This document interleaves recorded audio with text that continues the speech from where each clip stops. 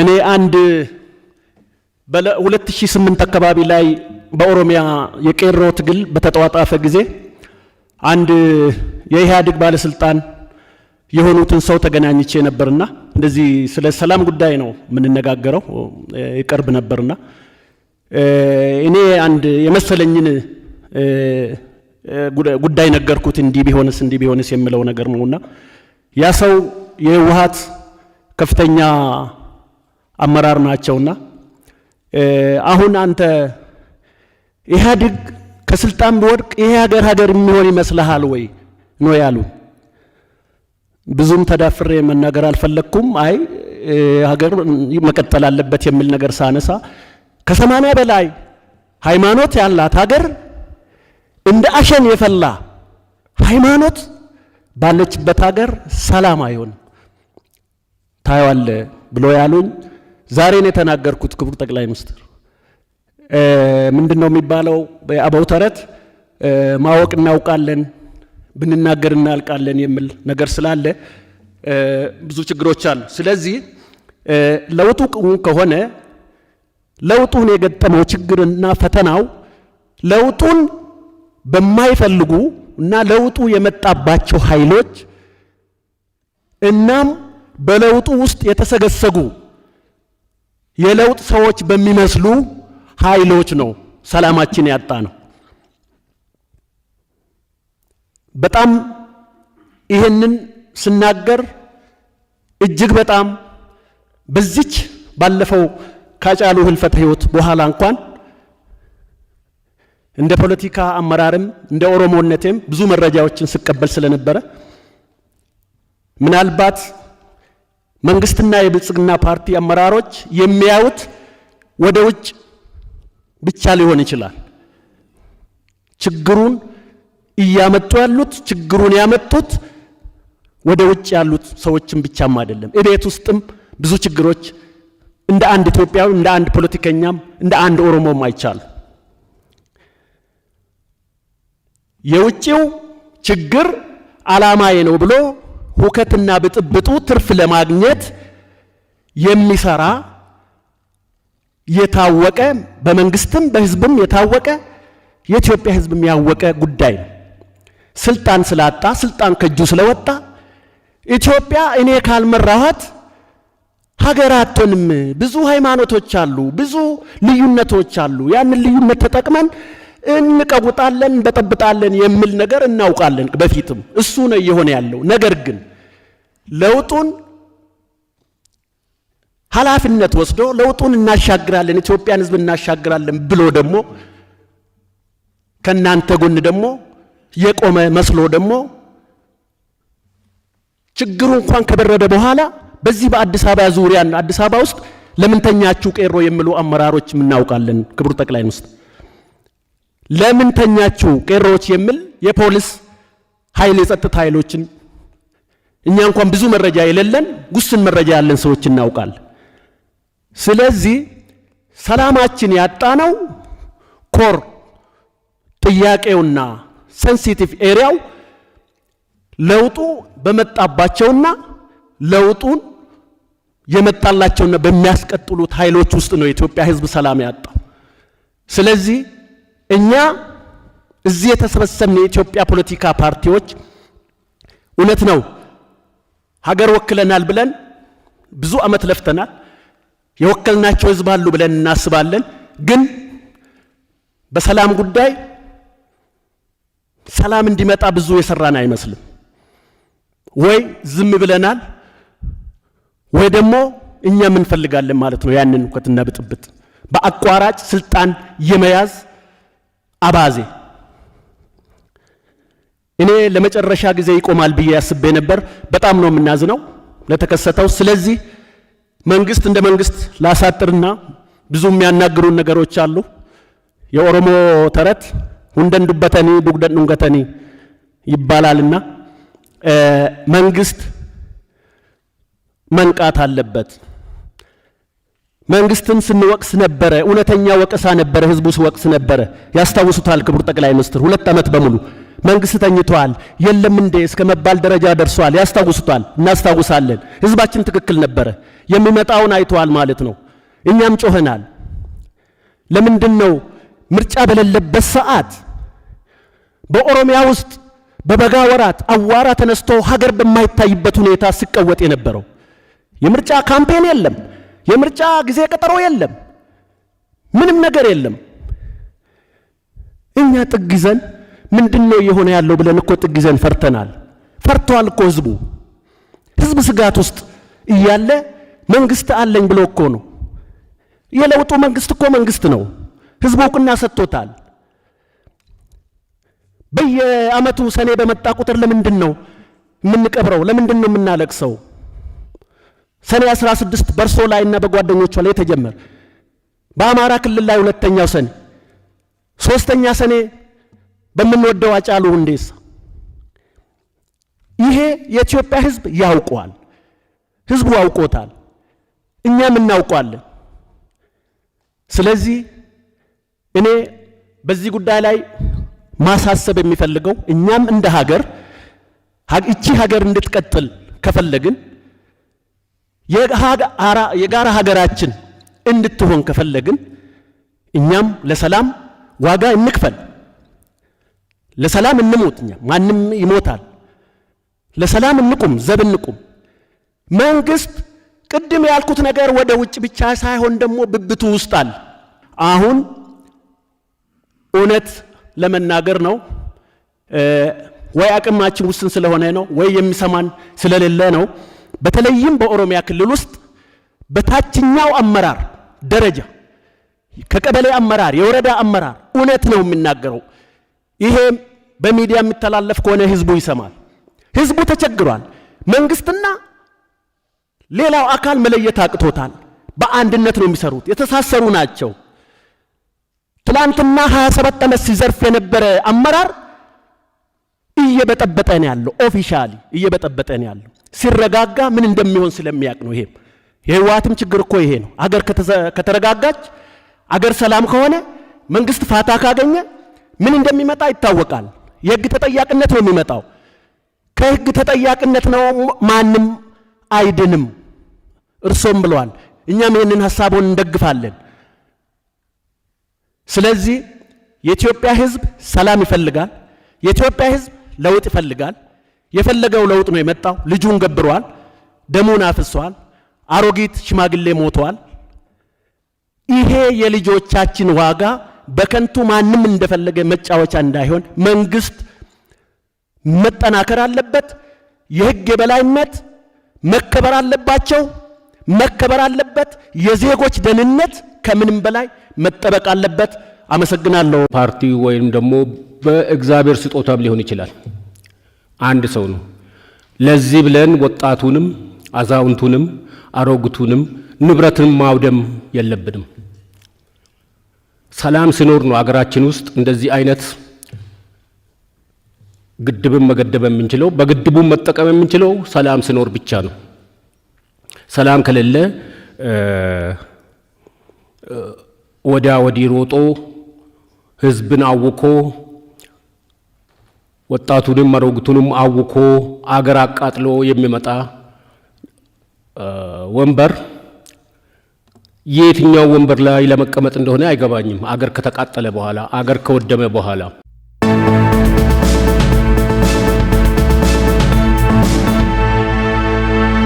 ወንበር ውስጥ ጥቅሙ ምንድነው?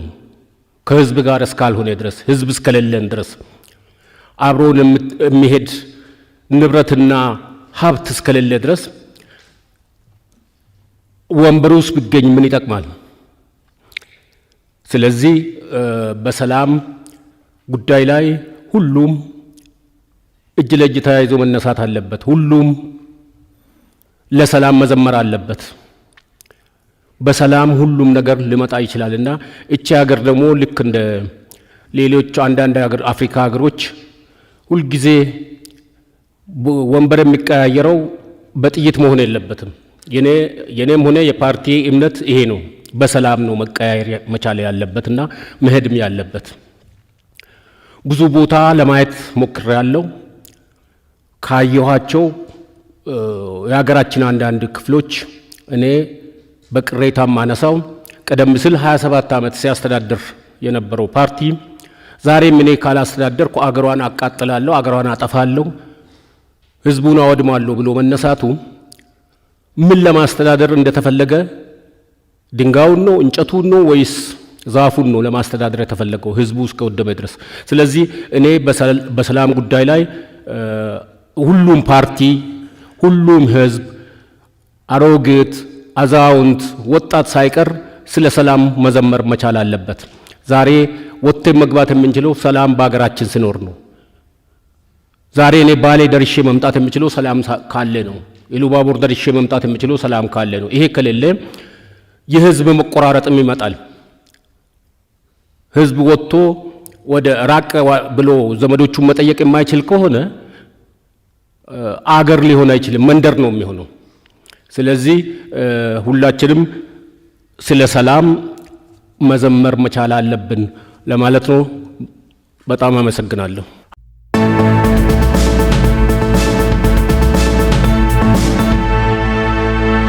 ክቡር ጠቅላይ ሚኒስትር። ተስፋዬ ፈላህ እባላለሁ። ከቁጫ ህዝብ ዲሞክራሲያዊ ፓርቲ ነው የመጣሁት። ቀደም ሲል ወንድሞቼ ወገኖቼ እንደገለጹት አገራችን ለጥቂት ጊዜ በሀዘን ከተዋጠች ማግስት የህዳሴው ግድብ ባልተጠበቀ ሁኔታ እጅግ አመርቂ ውጤት በማስገኘት የመጀመሪያው የውሃ ሙሌቱ በሰላም በመጠናቀቁ እንደ ፓርቲም እንደ ዜጋም የተሰማኝን ትልቅ ደስታ መግለጽ እወዳለሁ። እንኳን ደስ አሉት፣ እንኳን እንደ ኢትዮጵያ ህዝብ ደስ አለን። የተነሱ ጉዳዮች በሀገራዊ ሰላምና በህዝብ መረጋጋት ጉዳይ የተነሱትን እንዳለ የተመሳሳይ ስሜት እየተጋራው ሀሳብን ግን ወደ ደቡብ ክልል ማዛወር ፈልጋል። ተመሳሳይ መንፈስ፣ ተመሳሳይ አካሄድ በደቡብ ክልል እየተስተዋለ ያለውን በተለይ በመንግስቶትና በድርጅቶች መዋቅር ውስጥ በከፍተኛ አመራር በውክልና ጽህፈት ቤትን እስከ ማስተዳደር ትልቁን የመንግስትና የህዝብ ኃላፊነት የያዘውን ጽህፈት ቤት እስከ መምራት የተቀመጡ ከፍተኛ አመራሮች በህዝቡ አንድነትና ሰላም ዙሪያ የሚሰሩት አሉታዊ ተጽዕኖ እንደ ፓርቲም እንደ ዜጋም ግራ እያጋባን ይገኛል። በክልሉ እንደሚታወቀው በርካታ የማንነት ጥያቄዎች አሉ፣ የራስ አስተዳደር ጥያቄዎች አሉ፣ የቁጫ ህዝብ አለ፣ የወለኔ የተለያዩ የዶርዜ ጥያቄዎች አሉ። እነዚህ ጥያቄዎች ቀደም ሲል በነበረው በአስጨናቂው በአፋኙ ስርዓት ታፍኖ ለበርካታ ጊዜ የቆዩ ከመሆናቸው ጋር ተያይዞ ህዝቡ ያደረገው ተጋድሎና ሰላማዊ ትግል ከሌሎች የኢትዮጵያ ህዝቦችም ትግል ጋር በአንድነት ተጣምሮ ለለውጡ ሂደት የራሱን ጉልህ ሚና ተጫውቷል ብለን እናምናለን። ይሄ ህዝብ በተለይም ሰላማዊ ትግል በሰነድ በምሁራን፣ በአርሶ አደሮች፣ በአባቶች፣ በሃይማኖት ተቋማት በሰላማዊ መንገድ የሚመራ የመብት ጥያቄ እንጂ የመንግስቶትን የለውጥ አካሄድ መቼም ቢሆን የሚደግፍ የሚቀበል እየተመኘ በመንግስቶት መዋቅር ውስጥ ባሉ ቀለባሾች የተቀለበሰውን ለውጥ ወደ ምድርቱ ወደ ህዝብ እናድርስ በሚል እንደው እንደ ፓርቲም የተዘጋጀ ነው የተዋቀርነው መንግስቶትን ለመደገፍ እንጂ ከመንግስቶት ጋር ለመቀናቀን ከፓርቲም ጋር እንደሌላው ተፈካካሪ ለመሆን ሳይሆን ለውጡ ወደ ህብረተሰቡ ወደ ታች ወርዶ ክቡር ጠቅላይ ሚኒስትርን በሚዲያ በሀሳባቸው እንዲህ ፊት ለፊት ተቀምጠን የምንመለከተውን በፈገግታ የተሞላውን ፊቶትን ከቀበሌ ሊቀመንበር የማናገኝ ዜጎች ከቀበሌ ከወረዳ አመራር የማናገኝ ዜጎች ሆነን ተሰቃይተን ያለን ህዝቦች ነን። የሰላምና የመረጋጋት ጉዳይ ምናልባት ለፖለቲካ ተፎካካሪ ፖለቲካ ፓርቲዎች የሚተው አይደለም፣ ወደ ሌላ የሚቀሰር አይደለም። በመንግስቶትና በፓርቲዎች ስር የተሰገሰጉ እጅግ ሊፈተሹ በሚገባበት አመራር ላይ እንዳለውት እንደ ደቡብ ክልልና እንደ አካባቢ ኮንቴክስት በተሰጠኝ በዚህ ብርቅ እድል መናገር መተንፈስ ፈልጋል። የማንነት ጥያቄ ዘመናትን ፈጅቶ በፌዴሬሽን ምክር ቤት እየታየ ባለበት በየው ደረጃው የሚነሱ ኃይሎች የጽንፈኞች የጠባቦች እንዲህ አይነት የተለያዩ ስም እየለጠፉ የከለ አጀንዳ እዛ የሚያራምድ እዚህ የሚሰራ እየተባለ በእጅጉ የህዝቡ ደህንነትና የመኖር ዋስትና አደጋ ላይ በወደቀበት ሁኔታ ብዙ ሰዎች በዚህ ሰዓት የኮሮና እንኳ ስጋት ባለበት እስር ቤቶች በደህና ሁኔታ መጠበቅ እንዳለባቸው ታራሚዎች በደህና ሁኔታ መጠበቅ ባለባቸው ጊዜ በደረቅ ፖሊስ ጣቢያና በማረሚያ ቤቶች ታጉሮ ያሉበት አገራዊና ብሔራዊ ትጋቶትን በዜሮ የሚያባዛ ጥረቶች በአካባቢ ኮንቴክስት እየተሰሩ ያየን ከማልቀስም አልፎ ያመናል እንደ ዜጋም መኖር አልቻለም። ከዚህ ጋር በተያያዘ ቀደም ሲል የነበረው የማንነትና የራስ አስተዳደር ውሳኔ ሳይመለስ የክልል አወቃቀር ጥያቄ መጣበትና አንዱ የብሔር ተወካይ ምናልባት የብልጽግና ፓርቲ መሪ ስለሆነ የኔ ወገን በዚህ ካልተደራጀ ያኛ ወገን እዛ ካልተደራጀ እከሌና እከሌ ወደዚያ ካልሄደ እከሌን ደግሞ አግሊለ ነው ለብቻችን ካልገዘፍን በሚል አባዜዎች ክልሉ እየተናጠ ይገኛል። ይሄ መንግስቶት እየሰራበት መሆኑን ስለምናቅ ምንም እንትን የምንለው የለም። እንደ ፓርቲ ግን ስሜታችን መግለጽ እንፈልጋለን በዚህ ጉዳይ።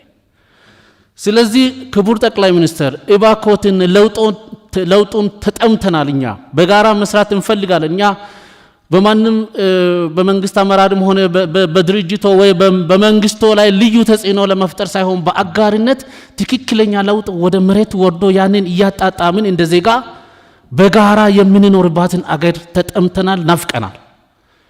ስለዚህ ድርጅቶች የምናስቀምጠው ጉዳይ አሁን ኢብን በተቀመጠው ክልሎቹ በእንዲህ አይነት ብዋቀር ተብሎ ተጠንቶ የወረደው ነው ፓርቲያችን የደገፈው። የኦሞቲክ ህዝቦችን አንድነት ደገፍን። አይሆንም ስሉ እኛ ደገፍን። ለምን? የመንግስት አቅጣጫ ነው፣ የለውጥ አቅጣጫ፣ የአንድነትና የመደመር አቅጣጫ ነው። ግን ያንድን ደገፋችሁ ተብሎ ታስረናል። 31 አመራሮቻችንና ደጋፊዎቻችን በዚህ ሰዓት በአርባ ምንጭ ማረሚያ ቤት እየማቀቁ ይገኛሉ። ምን ስላደረጉ? የእርሶን ወይም የመንግስቶን ወይም እርሶ የወከሉት 80 ሽማግሌዎችና ሌሎች አጥንቶ ያቀረቡትን አጀንዳ ይሄ ለህዝብ ጠቃሚ ነው፣ ለሀገር ይጠቅማል፣ በአንድነት ተናበን በጋራ ብንተዳደር የተሻለ አገር በየአካባቢው የገነባን አንዲትን ኢትዮጵያ ብንገነባ ይሻላል በሚል የራስ መብታችንን ጠይቀናል። በአንድነት ደግሞ ትልቅ መሆንንም እንፈልጋለን። ግን ይሄ ሐሳብ የስጀ ተኮላሸ ያለው በማንም አይደለም፣ በውጫውያን በግብጽ አይደለም፣ በሌላ ወገን አይደለም። በድርጅቱ ውስጥ በተሰገሰጉ አድሶ የለውጦት ምናልባት ወይን ጠጅ በአሮጌ አቁማዳ ስለተጨመረ መሸከም ያቃታቸው ህዝቡን እያተራመሱ ይገኛሉ። የዚህ ወቀሳና ገፈፍ ቀማሹ ግን መንግስቶትና ድርጅቶት ስለሆነ እባክዎትን በደቡብ ክልል ላይ እየተዋስተዋለ ያለውን እኩይ የመንግስት አመራር አሰራርና በፓርቲዎቱ ውስጥ ተሰግስገው ያሉ ጽንፈኝነት የተላበሱ ዋልታረገጥ አመለካከቶችን እያራመዱ ያሉ አመራሮችን ሀይ የሚል አሰራር ቢኖር የፌደራል መንግስት በክልሎች ጉዳይ ላይ ያለው ግንኙነትና መስተጋብር ሪሊ ኮንፊውዝ እስከሚያደርገን ድረስ የተለያየ ሀገር በአንድ ሀገር ውስጥ እንዳለ እስኪሰማን ድረስ እየተፈጠሩ ባሉ ጉዳዮች ላይ መንግስቶት ትኩረት ሰጥቶ የቁጫንም የወለንም የዶርዝ የሌሎችንም ህዝቦች ጉዳይ የመብት የዜግነት ጉዳይ ጭምር ስለሆነ በአግባቡ ተገንዝቦ የክልሉ ማወቃቀር ጉዳይ የአመራሩ ስሜት ሳይሆን እውነተኛ የህዝብ ስሜት በገለልተኛ መንፈስ ተጠንቶ በሚያግባባ መልኩ ክልሉም እንዲዋቀር የህዝቦችም ጥያቄ እንዲመለስ እንማጸኖታለን። እናመሰግናለን። አዳነ ታደሰ እባላለሁ። የኢዴፓ ፕሬዝዳንት ነኝ። እንደሚታወቀው እንግዲህ አገራችን ባለፉት 2 ዓመታት ያለችበት ሁኔታ የተካረሩ የፖለቲካ ውጥረቶች የነገሰበት ሰላምና ደህንነት ወጥቶ መግባት ችግር የሆነበት ሁኔታ ውስጥ ነው ያለነው። ከዚህ አንፃር ለዚህ ሁሉ አይነት ውጥንቅጥ ውስጥ መግባታችን አንደኛው ሌሎች ሀገሮች በሚያልፉበት የሽግግር ሁኔታ ውስጥ በመሆናችን ሊሆን ይችላል።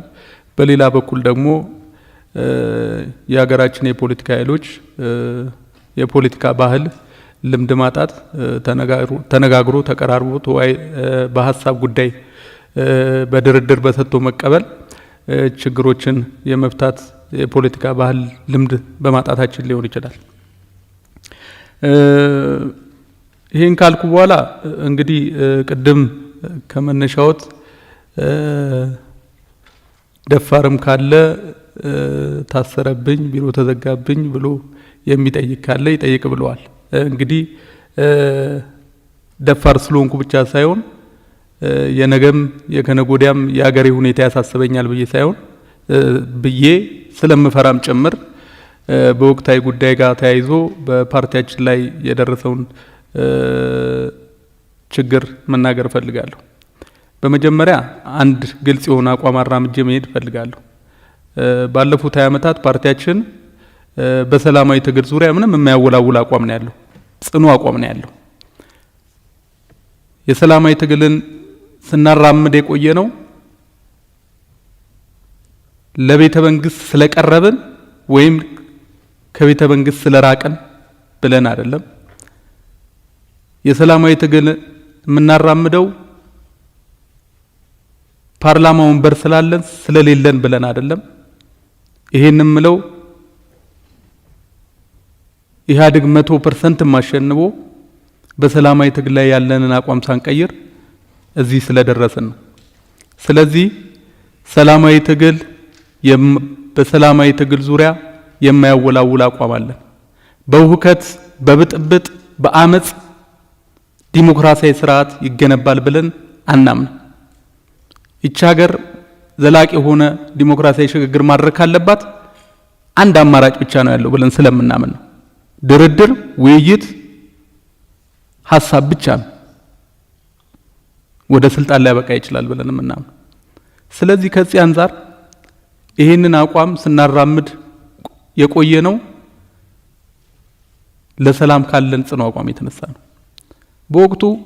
በአሁኑ ወቅት የአርቲስት ሃጫሉ ሞት ተከትሎ በተፈጠረው ሁከትና ብጥብጥ ብዙ የሰው ህይወት ሞቷል፣ ብዙ ንብረት ወድሟል፣ አላስፈላጊ ዋጋዎች ተከፍለዋል። የሀገራችንን ህዝቦች አብሮነት የሚያናጋ አንድነት የሚያናጋ ብዙ ድርጊቶች ተፈጽመዋል። ይሄ በጣም ያሳዝነናል፣ እንደ ዜጋም ያሳፍረናል። ነገር ግን ይሄንን ሁከትና ብጥብጥ ተከትሎ እየተወሰዱ ያሉ እርምጃዎች እኛን እያሳሰቡ ነው። መንግስት ህግና ስርዓትን አያስከብር አንልም። የአንድ መንግስት ትልቁ ኃላፊነት እንደውም እና ዋነኛው ኃላፊነቱ የዜጎቹን ሰላምና ደህንነት ማስጠበቅ ነው። ማንም ሰው ከህግ በላይ አይደለም። ማንም ሰው ከሀገር በላይ አይደለም። ሀገር ከምትፈርስ ወንጀለኞች ለፍትህ መቅረብ አለባቸው። እሱ ላይ ድርድር የለም። ነገር ግን ይሄን አይነት አቋም ሲያራምድ የነበረ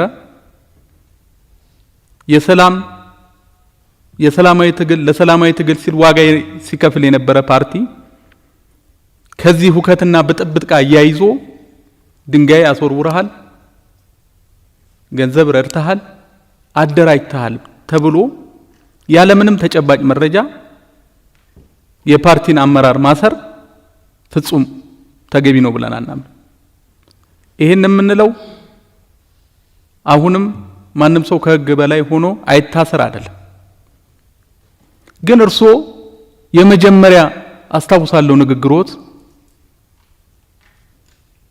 ስልጣን በያዙ ማግስት ያሉት ማንንም ሰው አስረን አንመረምርም፣ በቂ መረጃ ካላገኘን በስተቀር አናስርም ነው ያሉት። አቶ ልደቱ አይታሰር አይደለም፣ ከተጠረጠረ ወንጀል ሲፈጽም ከተገኘ ማስረጃ ካለ አይያዝ የሚል ሰው የለም። ግን ከያዙ በኋላ መረጃ እሱን እስር ቤት አስቀምጦ መረጃ ማሰባሰብ ከበፊቱ ካለፈው 27 ዓመት ስርዓት የቀጠለ ጉዞ ነው የሚሆነው። መታሰሩ ብቻ አይደለም፣ የታሰረበት ሁኔታም በጣም አሳሳቢ ነው።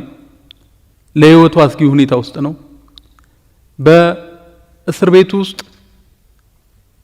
ከእስር ቤቱ ጥበት አንጻር ፍጹም ለጤናና በተለይ ለወቅቱ በሽታ ለኮሮና በሽታ በጣም አጋላጭ ነው። የጤናው ሁኔታ ለዚህ የበለጠ ተጋላጭ የሚያደርገው ነው። ስለዚህ በዚህ ዙሪያ ፓርቲያችን ላይ በደረሰው በዚህ አይነት በአመራራችን ላይ ያለው የእስር ቤት ሁኔታ እጅግ አሳሳቢ ሁኔታ ነው። በዚህ በኩል መንግስት አሁንም አይደለም እርሶም እንደሚያውቁት ህገ መንግስታችንም ሐሳብን በነጻነት የመግለጽ መብትን ሲሰጠን የፈለግነውን ሐሳብ ከኃይል አማራጭ ውጪ እንድናቀርብ ነው። የሽግግር መንግስት አይደለም ዶክተር አብይ እርሶ ለዚች ሀገር አመራርነት አይመጥኑም መውረድ አለቦት ብለንም የመናገር መብት አለ። ይሄንን መብት ይሄ መንግስት ሳይሆን የሰጠን በተለይ እናንተ የዜጎች የብሔር ብሔረሰቦች የቃል ኪዳን ሰነድ ነው የምትሉት ህገ መንግስት የሰጠን መብት ነው። ይሄን መብት ኤክሰርሳይዝ እንድናደርገው ነው ማበረታታት ያለብን። ነገ ከነገ ወዲያ ሐሳባችንን ሌሎችም ሐሳባቸውን በነጻነት እንዳይገልጹ የሚያደርግ እንቅፋት ነው። ስለዚህ በተፈጸመ ሁከትና በጥብጥ ሰበብ የተለየ ሐሳቦች ያላቸውን የፖለቲካ አመራሮች ማሰር ተገቢ ነው ብለን አናምንም። መንግስቶት በዚህ በኩል አስፈላጊውን የእርምት እርምጃ ቢወስድ ጥሩ ነው ብዬ እላለሁ። በመጨረሻ ግን አንድ የሚያረጋንን ደግሞ ነገር ተናገሬ ልቋጭ። በሁለት ጉዳይ ላይ ፓርቲያችን ከመንግስት ጎን ቆሞ ለተሰራው ነገር እውቅና መስጠት ይፈልጋል። የመጀመሪያው አባይ ግድብ ነው። አባይ ግድብ ከምስረታው ጊዜ ጀምሮ ፓርቲያችን ሲደግፈው እዚህ ደረጃ እንዲደርስ ሲያበረታታ የአባይ ግድብ ላይ ተጽዕኖ የሚፈጥሩ አመለካከቶችን ሲያራምድ እዚህ ደርሷል። አሁን ትልቅ ምዕራፍ በመድረሱ እጅግ ደስተኞች ነን። በዚህ አጋጣሚ እርስዎንም እንኳን ደስ ያለው ልል እፈልጋለሁ። ሌላው የኮሮና ወረርሽኝን በመከላከል ረገድ ነው። የኮሮና ወረርሽኝን በመከላከል ረገድ የፓርቲ የመንግስት ድርሻ ነው ብቻ ብለን አናምንም። በዚህ መጠን በተቻለ አቅም ሁላችንም ይሄ ቫይረስ ጉዳት ከፍተኛ ጉዳት እንዳያስከትል ባያለንበት በየኃላፊነታችን ህብረተሰቡን በማስተባበርና በመምከር ከችግሩ ከፍተኛ ጉዳት ሳያስከትልብን ለመውጣት የሚደረገው ጥረት ላይ ከመንግስት ጎን እኛ እንቆማለን። ሌሎችም ፓርቲዎች በዚህ መጠን ችግሩን ለመቅረፍ እንዲንቀሳቀሱ አስተያየት ለመስጠት ነው። ስለተሰጠኝ እድል በድጋሚ አመሰግናለሁ። እግዚአብሔር ይስጥልኝ። ዳሮት ጉማ እባላለሁ ከጋሞ ዲሞክራሲያዊ ፓርቲ። በመጀመሪያ የህዳሴ ግድባችን የመጀመሪያ ዙር ሙሌት በተሳካ ሁኔታ መጠናቀቁ የኔም የፓርቲም ከፍተኛ ደስታ ያገኘንበት ክስተት ነው።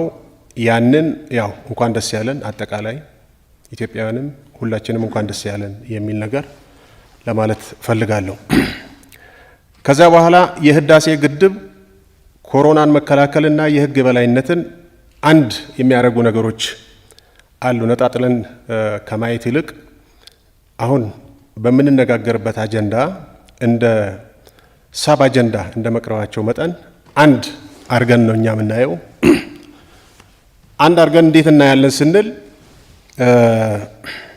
በእነዚህ ጉዳዮች ዙሪያ ኢትዮጵያውያን ልዩነት ሊኖራቸው አይገባም። ተመሳሳይ ችግር የማንንም ቤት የሚነኩ ከወደቁ ማለት ነው፣ ከተሳኩ ደግሞ የሁላችንንም ቤት የሚጠግኑ የሚጨምሩ ነገሮች ስለሆኑ የፖለቲካ ፓርቲም ሆን ልጅም ሆን አዋቂም ሆን ኢትዮጵያውያን በአንድ ወገን በአንድ አይነት አሰላለፍ ማራመድ የሚገባን ጉዳዮች ናቸው። የነዚህ መሳካት ኢትዮጵያን ይጠቅማል፣ ዜጎችን ይጠቅማል፣ ህዝቦችን ይጠቅማል። መክሰር ደግሞ ሁላችንንም ስለሚያከስር፣ ስለዚህ ሶስቱንም ህዳሴን፣ ኮሮናና የህግ የበላይነትን በአንድ አይነት እይታ ከምናያቸው ወገኖች ነን። ያንን ለመግለጽ ፈልጋለሁ። ከዛ በኋላ ከሰላም አንጻር እንግዲህ ወቅታዊ ሆኖ ከሚነሱ የመጀመሪያዎቹ እንደመሆኑ መጠን ሰላምን በተመለከተ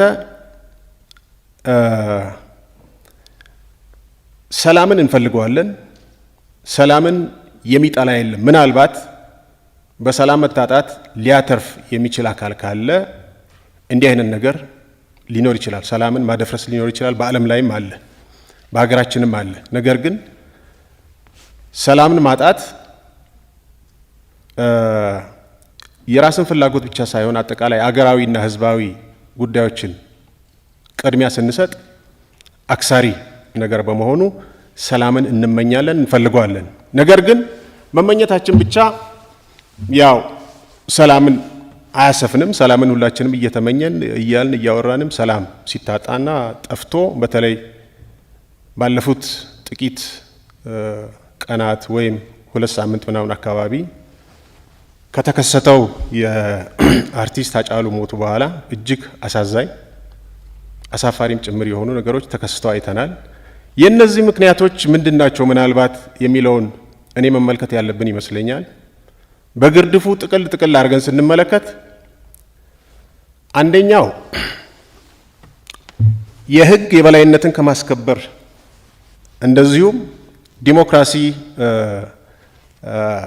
ስፌሩን ማስፋት ከሚለው ሀሳብ አንጻር በተከተልነው አካሄድ ያ ክፍተት የፈጠረ ይመስለኛል። በዚህ ምክንያት ትሬድ ኦፍ ያገኝንበት ነው የሚመስለኝ። አንደኛው ዲሞክራሲ ስፌሩ መስፋት አለበት፣ ግልጽ ነው። ህግንም ግን ሳንደራደር ደግሞ የህግ የበላይነትንም ጭምር ማስከበር ይኖርብናል። እነዚህ አካባቢ የነበሩ ምናልባት ትዕግስቶች በአንደኛው በኩል ጠንክሮ በአንደኛው በኩል ደግሞ ድክመት የታዩበት ሆኖ ያ ክፍተት አንድ የፈጠረ ሆኖ አድርገን ነው የምናስበው። ሁለተኛው የሰላም እጦት በአገሪቷ ውስጥ በእኛ ግምገማ ከሚያመጡ ነገሮች የአደረጃጀት ጥያቄዎች፣ በተለይ በደቡብ አካባቢ የተለያዩ የአደረጃጀት ጥያቄዎች ይነሳሉ፣ የማንነት ጥያቄዎች ይነሳሉ። እነዚህ ግራውንዳቸው ሲታይ አንዳንዱ ትክክለኛና ተገቢ፣ ሌላው ደግሞ ፌክ ሊሆን ይችላል። እንደየግለሰቡ ሳብጀክቲቭ ሊሆን ይችላል። አክቹአሊ ኤኒዌይ እነዚህ ነገሮች ራሳቸው የሰላም እጦት መነሻ እንደሆኑ ነው የምናስበውና ሶስተኛው እና በጣም ትልቁ በኢትዮጵያ የፖለቲካ ኃይሎች መሀል ያለው የፍላጎት መለጠጥ፣ እጅግ በጣም የሰፋ የፍላጎት ልዩነት። ይሄ ነገር እነዚህ ነገሮች ያው ሰላምን አስፍነን በሰላም እንድንኖር እያደረጉ ያሉ ስለሆነ እነዚህን ማከም ምላሹንም ያመጣል የሚል እምነት አለን። ይሄ በተለይ ከፖለቲካ ኃይሎች ጋር አሁን ያነሳሁት ነገር ምናልባት ሁለተኛ ላይ በያዝነው አጀንዳ ሊፈታ የሚችል ሆኖ ዞሮ ዞሮ አሁን ያለው ነገር ግን ከቀድሞ የተሻለ ሰላም በአንጻራዊነት እያየን ያለንበትና መንግስትም ጠበቅ ያለ የህግ የበላይነትን የማስከበር ስርዓት ውስጥ የገባበትን ሁኔታ እናያለን። ከዚህ ተሻሽሎ ደግሞ ፖዚቲቭ ሰላም በሀገራችን እንዲመጣም እንመኛለን። እነዚህን እንግዲህ በሂደት እየተፈታ ሲሄድ ሆፕፉሊ የምናገኛቸው ይሆናል ብለን ነው የምናምነው። ከዚህ ጋር አያይዤ በተለይ ከደቡብ እንደ መምጣቴ መጠን የደቡብ ህዝቦችን የክልል ጉዳይ ሲነሳ እንደ ፓርቲ ያለን አቋምም ጭምር አስቀምጬ መሄድ ስላለብኝ ፓርቲያችን የሚያምነው የህዝብ ፍላጎት ይከበር የሚለውን ብቻ ነው። እኛ ፎርሙሌት አድርገን የምንሰጠው የሆነ የክልል አደረጃጀት በፓርቲ ደረጃ የለንም። ህዝብ ግን ምንድን ነው የሚለው? ህዝቦች በተለያየ ጊዜ የህዝቦች ፍላጎት ተጠንቷል። አሁንም ጥረቶች እንዳሉ መረጃው አለኝ። ህዝቦች የህዝቦችን ፍላጎት በመሰረታዊነት የህዝቦችን ፍላጎት መነሻ ያደረገ ህገ መንግስታዊ አካሄድ ይፍታው የሚል ሀሳብ ነው ያለን። አንዳንድ እንደ ፕሮፖዛል እዛም እዚህም የሚቀርቡ ነገሮች አሉ። እነዚህ ነገሮች ግን መገዛት ያለባቸው በህዝብ ፍላጎት፣ ህዝቦች በመረጣቸው አካሄዶች፣ ልምድም ጭምር የብዙ ጊዜ ልምድም ስላላቸው በዛ መንገድ ቢፈታ የሚል ሀሳብ ነው ያለን። ለማሳጠር ያህል ቀጥሎ ቅድም አንድ እሶ ጠቀስ አድርገው ያለፉት ነገር አለ። ከፓርቲዎች እና ከመንግስት ማለት በተለይ ከገዢው ፓርቲ አንጻር ያሉ ግንኙነቶችን በየአካባቢው በሚለው አንድ የኔም ፓርቲ ያጋጠመ ነገር እንደ ስሞታም ወይም እንደ አቤቱታም አቅርቤ ለማለፍ ሞክራለሁ። አርባ ምንጭ ላይ ነው ቤዛችን። አርባ ምንጭ ላይ የፖለቲካ እንቅስቃሴዎች እናደርጋለን። በዚህን ጊዜ በተለያዩ ጊዜያት የኛ አባላት ታስሯል። ምክንያቱ ምንም ይሁን ምንም ታስሯል። ታስሮ ፍርድ ቤት ይቀርባሉ፣ ፍርድ ቤት ይለቃቸዋል። ኢሚዲየትሊ ደግሞ በር ላይ ፖሊስ ጠብቆ እንደገና ያስራቸዋል። ይለቀቁ ተብሎ ቢጻፍም አይለቅም። ሲፈልግ 4፣ 5 ቀን 10 ቀን እንዲህ አስሯቸው ነው የሚለቀው። እችን ሀሳብም ጭምር አቅርቤ ለማለፍ ነው። አመሰግናለሁ። የኔ ሀሳብ እንኳን በአንድ ጉዳይ ላይ ለማውራት የፈለኩት የህግ የበላይነትን ከማስከበር አንጻር ነው። ይህንን በተመለከተ ለረጅም ጊዜ ተቃዋሚዎችም ሆኑ ኋላ እርሶ ወደ ስልጣን ሲመጡ መንግስት ሽብርተኝነት እንደነበረ የሚታወቅ ነው፣ የገለጹት ነው ብዬ ነው። ዛሬ ደግሞ ወደ ሰሜኑ ሀገራችን ክፍል ወደ ትግራይ ሄዶ ደግሞ ያው መንግስት ስለሆነ ያንኑ ባህሪ የቀጠለበት ሁኔታ እንዳለ ነው እማምነው። ይሄን ስል ምንድን ነው ምርጫ ህገ መንግስቱ ያው የነሱ ሰዎች እያረቀቁት እና በራሳቸው ዘመን ሲፈጽሙት የነበረ ነው። ምርጫ የሚባል ነገር በዋነኛነት የፌዴራል ስርዓት መብት ነው፣ በ102 የተሰጠ በህገ መንግስቱ። ከዛ ሲቀጥል ይህን የሚያስፈጽምበት ደግሞ አዋጅ አለው። በክልል ምርጫ የሚባል ነገር ተቋም ሊፈጠር እንደማይችል ህገ መንግስቱ ላይ አለ። ግን የነሱ ወገን የሚከራከሩበት መንገድ አለ። ያው የድርቅና ክርክር ስለሆነ ነው። ምን አድርገዋል? በአሁኑ ሰዓት ያው ማንኛችንም እንደምናውቀው ኮሚሽን፣ የምርጫ ኮሚሽን እዚህኛ በድርድር ጊዜ ኮሚሽን አያስፈልግም ብለው ሲከራከሩ ኖረው እዛ ደግሞ ኮሚሽን አቋቋሙ እነሱ። 2008 ድርድር ላይ ነበር፣ 2009 ድርድር ላይ ነበር። ያው ሌላ ቢለውም ማለት ነው ኮሚሽን ይሁን ብለን ስንከራከር አላረጉትም። እነሱ ግን ኮሚሽን ብለው አደራጁ። ስራ ተጀምሯል። እኔ እዚህ ላይ የግድ ምርጫ እስኪያደርጉ ድረስ አይደለም ህገ መንግስት ተጣሰ የሚባለው። ህገ መንግስት ተጣሰ ማለት ህገ መንግስቱ በማይፈቅደው መንገድም ተደራጀህ ማለት ወደ ተግባር መግባት ማለት ይሄ ተገባም ነው ያለው።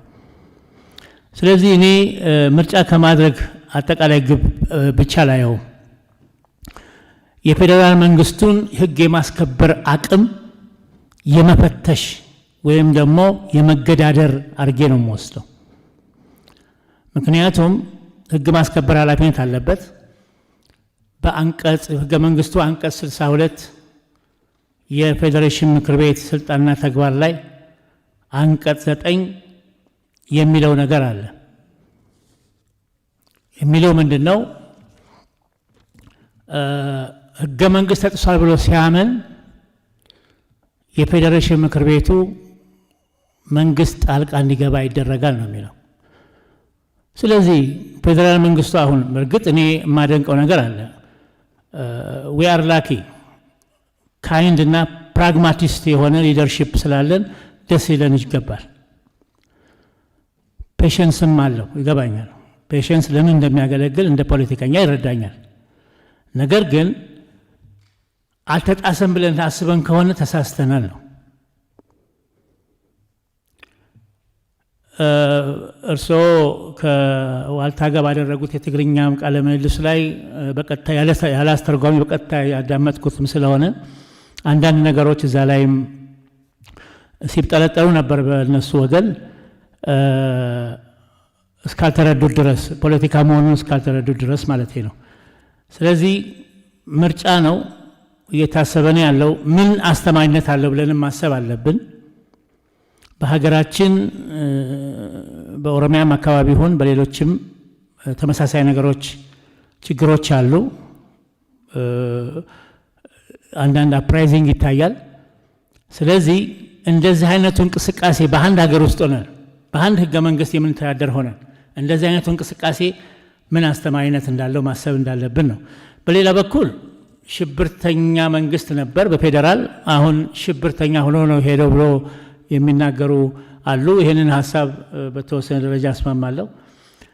ምክንያቱም ከሚሰጡት ስቴትመንት የግድ ጠንቋይ መሆን አያስፈልግም። አንድ ፖለቲከኛ ከሚነገረው ካለው መረጃ ሰብስቦ ወይም ማንኛውም ተመራማሪ ያንን ነው አናሊሲስ ሰርቶ የራሱን ፕሪዲክት የሚያደርገውና እኔ ታህሳስ 30 ላይ መግለጫ ሰጥቼ ከፌዴራል ኃይሎች ስለይ የተገነዘብኳቸው ነገሮች ስለነበሩ ነው። ያ ነገር ነው እየሆነ ያለው። ግልጽ ለመናገር ከ45 በላይ የሚሆኑ ስብስቦች ነበሩ ፓርቲዎች ከ45 በላይ ለምን ተሰበሰበ የሚለውን ነገር ማወቅ ይቻላል። በወቅቱም ገልጸነዋል። ምንድነው የተለያየ ሴናሪዎች አሉ። በኢንፎርማልም ሆነ በፎርማል መንገድ አብረን በነበር ስንነጋገር የነበረው አንዱ 216 ፕላስ የሚባል ሴናሪዮ ነበር በኢንፎርማል ደረጃ። 216 ፕላስ ማለት እንደምታውቁት ትግራይ 38 ወንበር ነው። 178 ደግሞ የማን ነው? የኦሮሚያ። ክላንደስታይን በሆነ መንገድ ነበሩ ግንኙነቶች። ዛሬ